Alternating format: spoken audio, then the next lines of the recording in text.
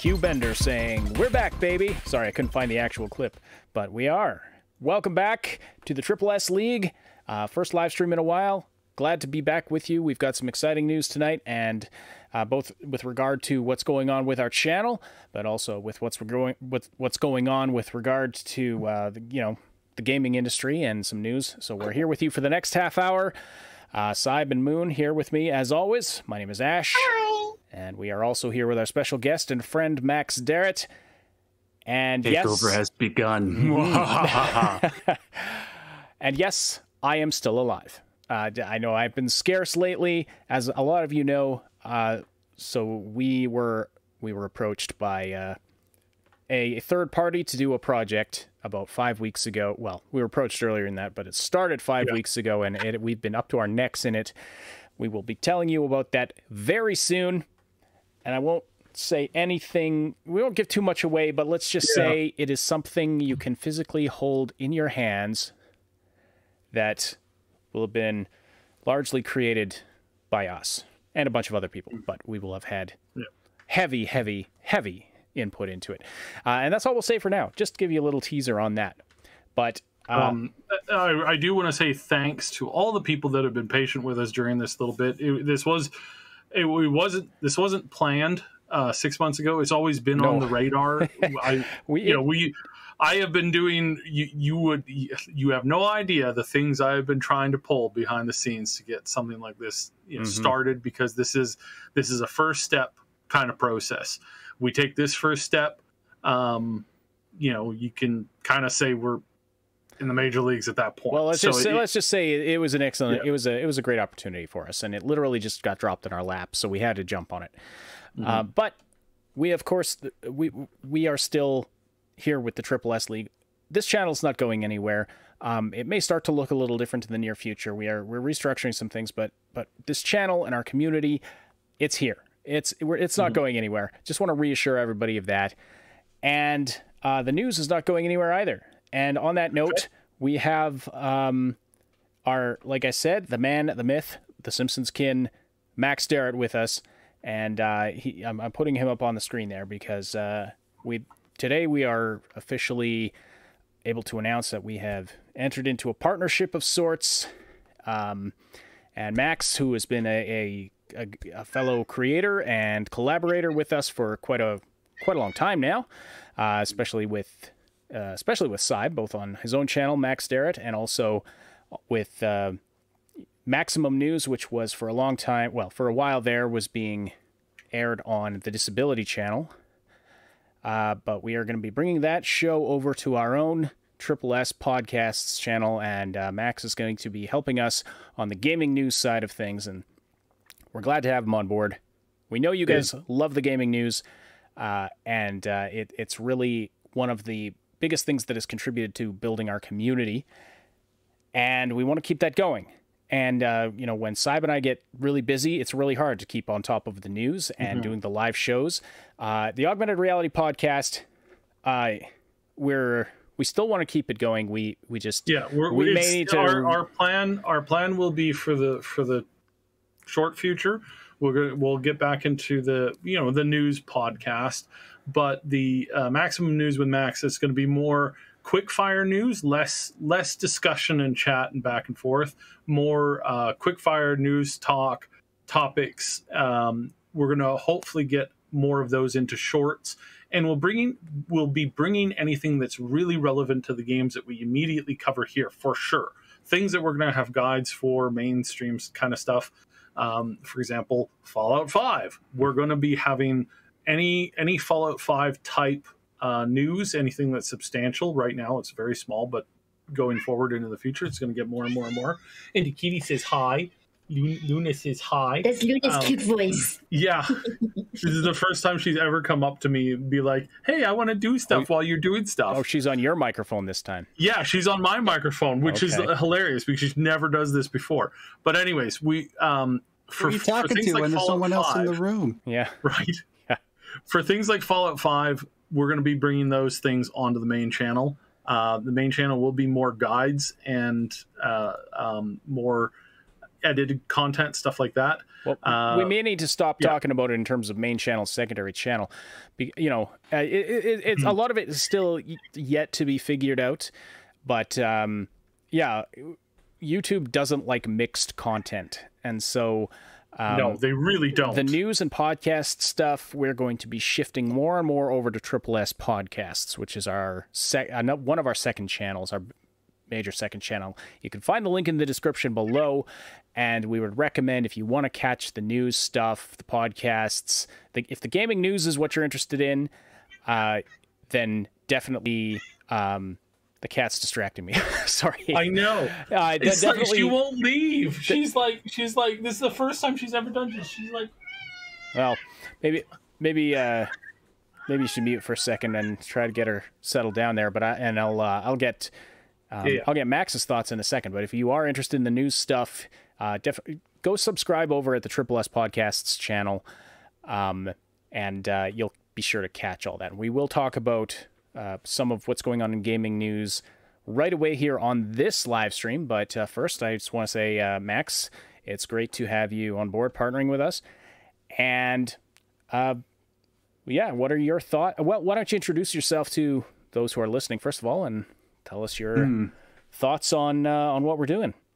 Hey, so in case you guys haven't been around when I've been on past podcasts with these guys doing the augmented reality podcast, my name's Max. I have my own YouTube channel where I talk about primarily video games, but also with the secondary and, enthusiastic focus on mental health and autism advocacy, because I am on the autism spectrum.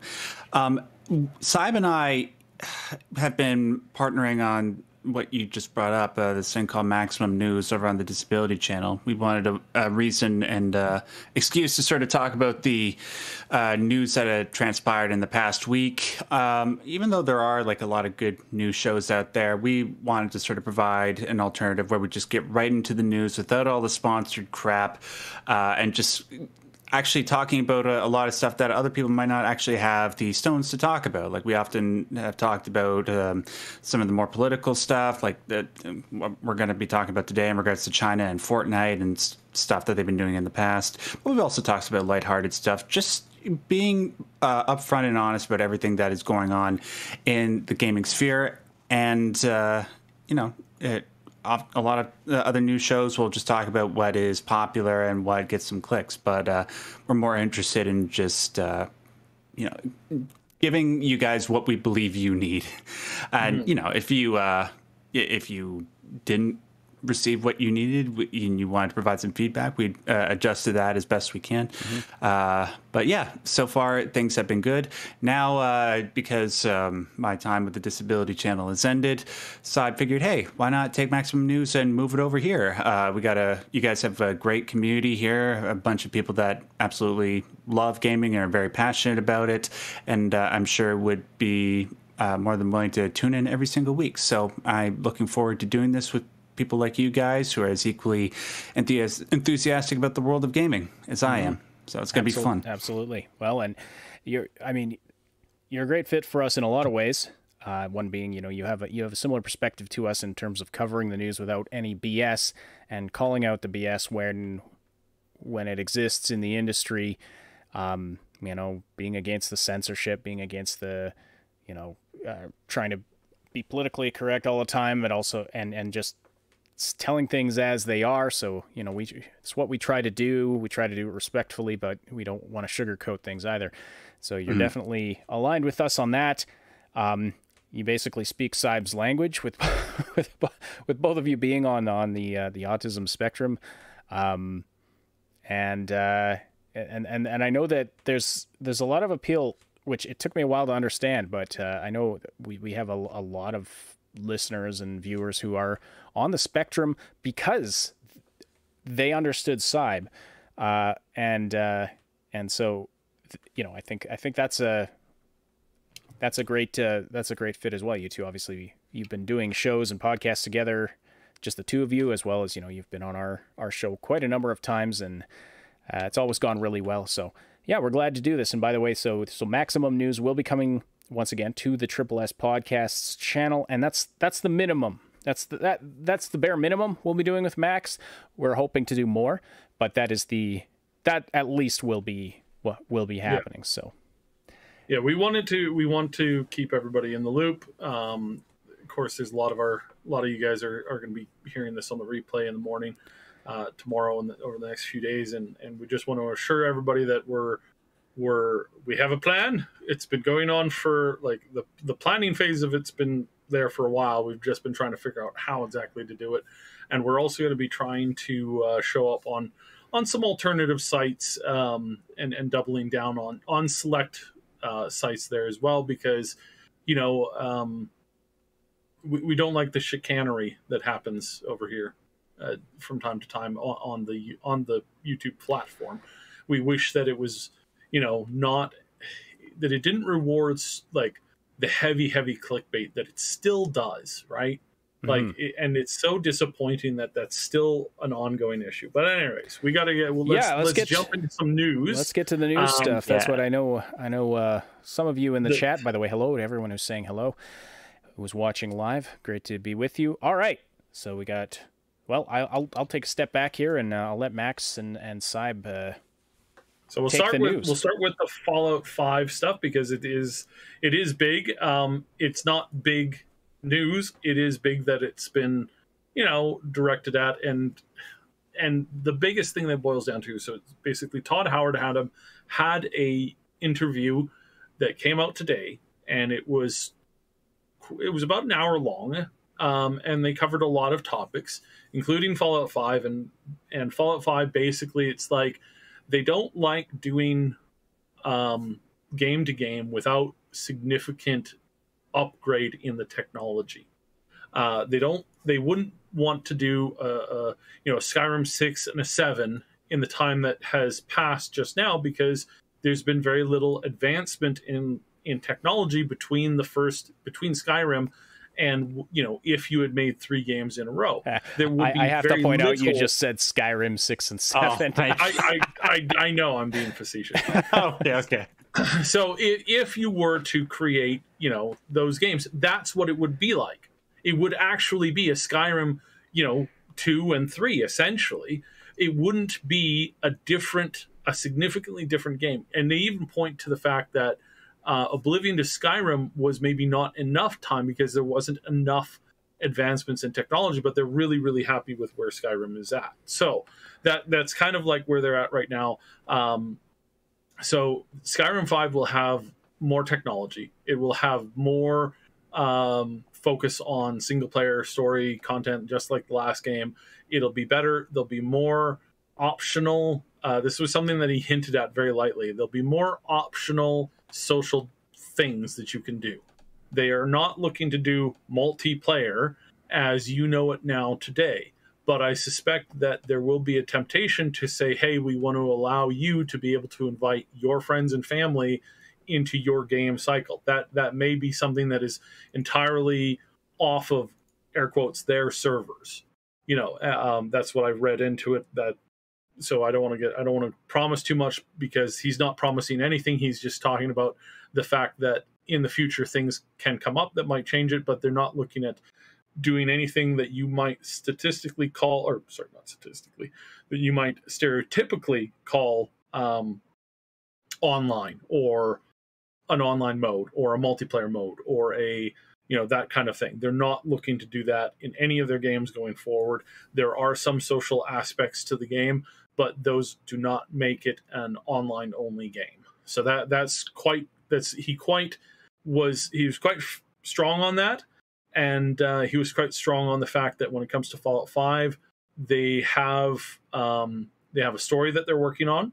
It is literally on paper, and they will be really moving into like the long range production on that as soon as Starfield is out and its DLC is out. And once that happens, there's a division of the company that will move basically immediately onto working on that. So it is definitely their next game after the Elder Scrolls. Well, after Starfield and then the Elder Scrolls. And then it'll be back to Fallout. And there is a lot more time in that, but because they are partnered with Microsoft, there is room for them to have alternate projects. So I don't think we're ever going to see a Fallout 5, 6, or 7 made by anybody but Bethesda. But I suspect strongly that we might have a Fallout / different title, such as New Vegas, as done by a sister company. That might be in the cards now. And he didn't reject it. He seemed to sidestep the question. So that's big news, because like we're like, if 76 had launched in the way that it is right now, with the latest expansion that it's right now, it would have been received quite positively, because multiplayer is fairly optional. You don't have PvP. They actually removed the PvP from the game. So just so you know, they literally there's no PvP. There is still PvP in the game, but it's not like it was at launch, where it was just a chaotic mess. They actually removed the battle royale game to it too. So yeah, that's very interesting to note. So yeah, we're going to keep an eye on that. Then there was a quick note on Starfield. Did Moon or Max, do you guys want to say anything about the Starfield or the Elder Scrolls, or you want me to keep on trucking here? Was the thing about Starfield just that the release date was pretty firm, at least in Todd Howard's mind? Yeah, they're cemented on that date. And again, Todd Howard's said some big ones in the day. We have to make it clear that we don't trust everything that he says, but he described 76 as a deep learning experience. And again, that's corporate for, we really screwed up and we learned a lot about how not to piss off our customers. So I really want to focus on that as like, let's assume that he's not a bold-faced liar today. That maybe he was in the past, but that he's not today. Bold assumption, but okay. Right. Yeah. So let's assume that he's not that big of an asshole today. So let's assume that instead when he says, we've learned a lot, and what he said specifically here with the Starfield stuff is that, lo and behold, ladies and gentlemen, Starfield's basically complete. I said this a couple months ago, that it's basically complete. It's ready. What they're working on now is polish. So we've got basically a year of them planning to do polish, because you can play it forward to end, like start to end right now, and they are spending a year working on straight up polish. If we're taking them at their word, that's a great sign. If we're really skeptical, obviously you kind of roll your eyes and you go, well, I said the same thing about Cyberpunk. And I understand and agree on that. Anyways, your guys' thoughts.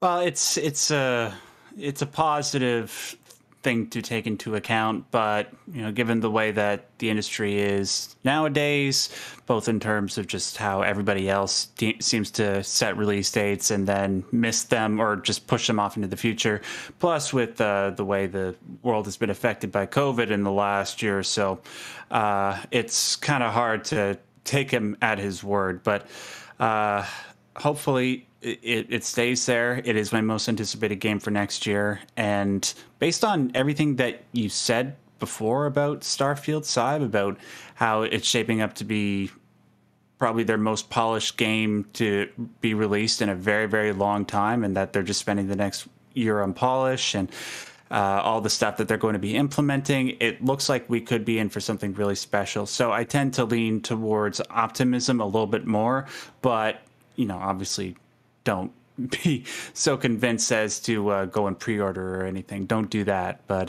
yeah, it's a positive little bit of information. And what was the thing on Elder Scrolls 6 that they're just like, oh well, they're deep into the early production on it. Is basically where that came out at. They have they've been shopping around for new tech and new applications that they can involve in the game, and so they are now having like that stuff. It obviously still they're mostly focused on Starfield, but as soon as Starfield releases, a big chunk of that company moves into working on Elder Scrolls 6. Right now, there's a small group at the company that's working on Elder Scrolls 6. and there's a significant, I would say probably story is, as far as I've understood, Bethesda has always been the type of company that once they are finished, like they write their story for the. So he said they do two things. This actually came out in the interview today. They do two things before they start making the game. They build the story, they write most of the scripts, and they create the music. And then the scripts and the music is with them as they create the game every step of the way. Good. That's what you should be doing. I think that's brilliant. Yep. Yeah. That is they're create. I think it enriches the worlds they create, and for all the issues that previous Bethesda games have had, their worlds are pretty rich. Their worlds are pretty engaging in terms of the lore and what they have to offer. And so I think, this is a large reason that we keep going back to them. And for all of the criticisms that one might levy at Fallout 76 or even Fallout 4, come on, we're going to play Fallout 5. At least, well, we definitely are. And a lot of people, I'm sure, who didn't like Fallout 4 will also check out Fallout 5.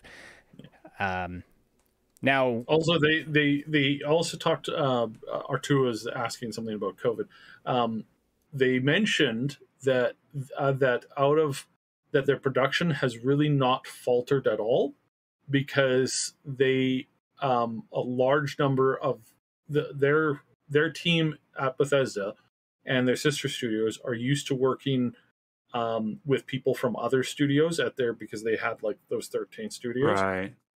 They were very much used to working with partners and people in other studios. All of their like a bunch of their technology and a bunch of their sharing applications has been packed and created in such a way that's very easy for them to do. And then the other thing that they mentioned is that they're a very family orientated company. There's lots and lots of like families there, like husband and wife who, and it was never abnormal for certain people to stay home and work from home for a day or two. So when COVID hit, they actually suffered very little alteration. I think that's probably a great thing, and I suspect that we'll probably see an enhanced amount of quality with this release because of that. And again, don't take my word for it. Don't take my word for it. Well, yeah, again, I think cautious optimism is the way to go. Yeah. Optimism about it, I would like to believe Bethesda can do better than what they've done recently. But again, there's a caution that goes along with it, because we've been burned a lot. We've been burned way too many times. Our entire channel's been burned, and that's part of why we're exploring other options, including looking at doing things like bringing Max on board, which is we're looking in a lot of different directions right now. Anyway, can I just say one quick thing about ES6 before we conclude? You guys remember that trailer for that game called Crimson Desert that I think aired at I think it was the Game Awards? I think. I do not remember that. Okay. When I saw it, some of you guys might remember what I'm talking about, but when that trailer came out, the first thing that crossed my mind was like, okay, this better be what Elder Scrolls 6 is going to look like. That game, amazingly, it's made by a smaller, and I'm guessing an indie studio, but you look at that game and the fidelity and not an indie studio. Like, that's Pearl Abyss. They're a massive company that makes Korean games. Oh, okay. Please, then forgive me. But anyways, the way that game looks and what it's promising, that's in my mind what Elder Scrolls 6 is supposed to look like. But if that game is actually going to come out, it's going to come out, I imagine, before Elder Scrolls 6 comes out. After all, they did put out the trailer for it. It looks like it is actually in a place where they're deep within production instead of, like Todd said, where they're just sort of in the early phases, still focusing on Starfield. What would Elder Scrolls 6 have to be in order to surpass what I imagine Crimson Desert would be? That's sort of the amazing hurdle that Todd and everybody else at Bethesda are going to have to go over. It's when he's saying stuff like, we're waiting for the right technology and for the right ideas to come so that it could be the proper successor to Skyrim, and how big that was. That's a really, really big hurdle. And in that respect, I'm a little bit more neurotic about some of the stuff that he's saying. But that aside, I think we still have great reason to be optimistic about Starfield. So let's just focus on that, get that out of the way, and enjoy it when it comes, hopefully, at the end of 2022. And hopefully it's good. Yeah, hopefully it's... It is seriously, though, go watch the Crimson Desert trailer. That thing looks great.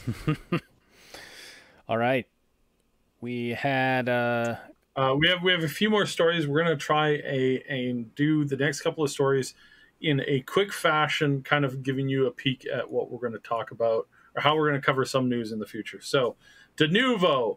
Turns out somebody forgot to update something on Denuvo this week, and Denuvo basically shut down, including several new releases of games, cut off access to the players. Yeah. You know what it completely. was? They forgot to renew a domain name. And so a whole bunch of games, including a bunch of turned off single player titles, like one of the Tomb Raider games was on there. I don't even know. Do any of those even have multiplayer? What is Denuvo doing requiring an online connection for these single player adventure games? What are they trying? I mean, obviously they're trying to prevent piracy, but at what cost? At what cost when, somebody forgets to register a domain name, which they send you an email, unless you've got it turned off, you get 1,000 reminders. Hey, your domain's about to expire. I know this because I've worked in web development for many years now. And there was a domain that I wanted to let expire, and I still got 1,000 emails about it. Are you sure? So this is just ridiculous. And so all these people, for a portion of the weekend, were not able to play their single player games that had to online DRM, yo. Yeah, DRM. So nice. Such a great thing. So, Moody, I know you have lots and lots of cat pictures and videos. How many terabytes are you using for that right now, do you think? Probably too much. Probably too much. Well, you'll be happy to know that a 20 terabyte drive is right around the corner. 20 terabytes of sandwich making. I mean, cat videos. Cat videos. Obviously, sandwich making. Not necessarily. Don't encourage it. But yeah.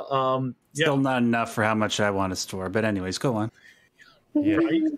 So 20 terabyte drives right around the corner. And this is a little different because, again, the average computer is not sold with 20 terabytes of space. Like, you can get that much space now if you wanted today, but this is small drives that are going to be fairly standard on machines. That's pretty exciting. So, well, that cool. Especially with when you're working with video and when you're working with high definition, especially if you're trying to work with 4K video, man, I could use one or two of those drives. Of course, then they'll just upgrade to some other standard format, and then 12K footage. 12K footage will be like mobile. One more quick story. I don't think we get time for the other stuff, but just Fortnite is pulling out of China. The game is shutting down. That's it. Surprise, surprise. That is not a surprise to people like us. We've been calling for this. We've been warning about this. Every big game company that put its money down on China being a huge market for them in the future has sadly, very much overestimated themselves and what that market was good for. So yeah, Fortnite is out. I think it's out. Was out yesterday or day before. They stopped creating new accounts on like the 2nd or something like that. And they're pulling out. And a whole bunch of other companies are now basically looking at China's market and going, we have to scratch all plans for coming here because the chances of us even getting the game to market as a foreign company is basically what I'm hearing from my people and friends in the industry. Getting a game to market, if you are not based in China, is going to be about a 1 in about 50 chance. Well, that's nightmarish. There's a lot of bureaucracy to go through, and they're going to have to comb through every little piece of your game to make sure there's no Winnie the Pooh references.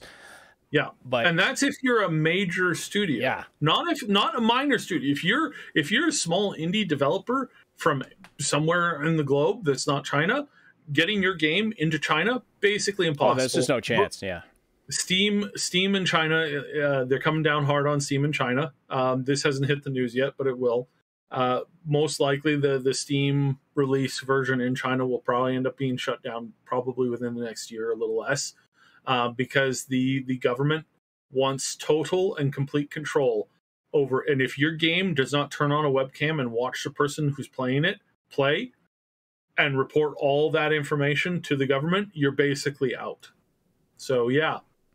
A lot of dumb people were betting on that and lost big time. It's like, hey, let's play games with tyrants, and then suddenly it's, oh, dude, these are a bunch of tyrants. Yeah, what it's a like shocker! Oh my goodness. Thoughts, Max Moon? Oh man, I was just hoping, like, given the amount of money that comes out of China in regards to gaming, I was hoping, given where humanity has progressed to this point, that it wouldn't be like it is in the 20th century, where they would actually prefer to get the money and be hypocrites than to double down on their communist ideology. But looks like I was wrong.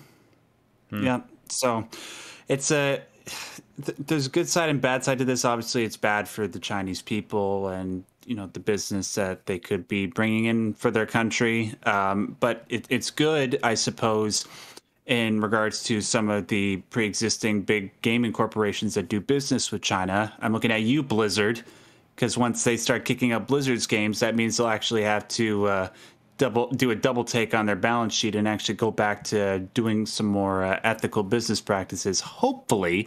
But then again, you know, I was wrong about the whole China, you know, wanting to keep around games like Fortnite and PUBG Mobile. And yeah, so anyways, it's a sad situation, and never thought I'd be saying that in regards to Fortnite, but you know. Well, I feel for the gamers in China. I mean, they're the people that enjoy playing Fortnite, that enjoy playing any games, and are now having all kinds of crackdowns on even just the time they can spend and, you know, what they're allowed to do. They have to be spied on all the time, and now the big companies that make some of the better games are just not going to be allowed in, and it's a real messy situation. So I really feel for the people over there. Yes, Jasmine, we are back, and we just to recap our announcement from the beginning of the show. We are the Triple S Podcast channel and this channel are both alive and well, and we're our guest here today is becoming more than a guest on our channel, is joining the team to bring the Maximum News show to our Triple S Podcasts channel, plus possibly some more stuff. We're still hammering out details of what all we can do, but Max is coming on board to assist with the gaming news side of things, and that's going to be a huge help, and I think, he's a good fit for the team here. So that's the big announcement today that we had, and this major project that Saib and I have been working on is going to be wrapping up in a couple weeks. Working on it real hard too. Mm-hmm. It's going to be wrapping up in a couple of weeks, and so the relative scarcity of us is going to hopefully change. But that's the show for today. So because we wanted to respect Max being able to, and Simon Moon being able to get enough sleep tonight, we're going to wrap it up here. We're going to keep it to a half hour tonight. But thank you all so much for joining us. Any final thoughts from anybody? Just that November 11th can't come sooner next year. I mean, November 11th is in 2 days. But yeah, that Elden Ring, lots of great games that are coming out next year. Mm-hmm. There just hasn't been much recently. It's just kind of, I guess, kind of good timing. Although I haven't been able to do as much with Deathloop as I'd been hoping to, but I'm hoping to get back to that in a couple of weeks. But Max, have you played Deathloop? No, but but I wanted to ask you, Ash, is it as good as everybody is making it out to be? I'm really enjoying it. I think that there's going to be that's a tough question because I can see why some people might not like it. Okay. But I've really been enjoying it a lot, quite a lot. And but if you do choose to pick it up, I'd be very interested in hearing your thoughts on some of the ideas and some of the psychology stuff, and your theory on what are those words? What are those floating words? Oh, okay. Yeah, I have some ideas, but anyway, like my recommendation was, if you enjoyed Deathloop, if you enjoyed Dishonored and Prey, both from Arcane, then you'll probably enjoy Deathloop. At least from in terms of gameplay style. The combat is not as good as those games, but the world is really, really well realized. Where I think some people get tripped up on it, and I totally understand, is that there's only 4 major areas, and they change throughout the day, but you are going through the same areas multiple times. So you have to be okay with that.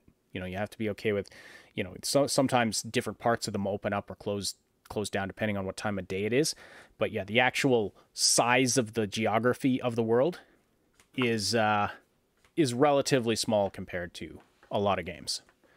Okay. But again, definitely been I've been enjoying it myself, and I'm recording my playthrough of the final mission, and then just haven't had the chance to finish that up. So I might not be able to get to it right away because I'm actually just about to start playing Prey 2017 for the first time. Oh, really? But after that, like maybe around Christmas, I'll probably check it out. I love that one. I love the Prey. A lot of people have been recommending it to me. But you see, you had a similar situation there where the space station is a confined area. Now it's very large. It's very large, and I think overall it's bigger than Deathloop. But you kind of have that same situation of limited geography. So yeah, I'm curious to hear your thoughts on that one too. All right. I have an emergency message here. I received it from a friend. Ash, I was telling you about my friend who works at the big Hadron Collider, and he says they've just received what appears to be a message from 2050. There's not much to go on. They are saying that it's that everybody is rejoicing over the 75th official release and sale of Skyrim, the 2011 version, gone hyper deluxe, super ultrasonic platinum, super anniversary edition XL 595, whatever that means. So yeah, looks like guys, we're going to be dealing with Skyrim a little bit more. I think it's yeah. Khajiit has wares. Yeah. Khajiit has wares. Khajiit will sell you Skyrim. He'll sell you Skyrim 20 times. So I wonder what platforms they're playing on in 2050. Something called the Obelisk. So yeah, if anybody's starting to make a gaming something called the Obelisk, keep your eye out for it. So yeah, interesting stuff. All right. That and something about goat people. I don't know what that means. I don't know if that. I don't think that's in the game. They said it's like if you're going to buy the game, beware the goat people. I don't know, whatever that means. All right. Well, with that, I think we'll wrap up. So thank you so much for joining us, everybody. Thank you, Max, and also Saib and Moon. My name is Ash. This is the Triple S League.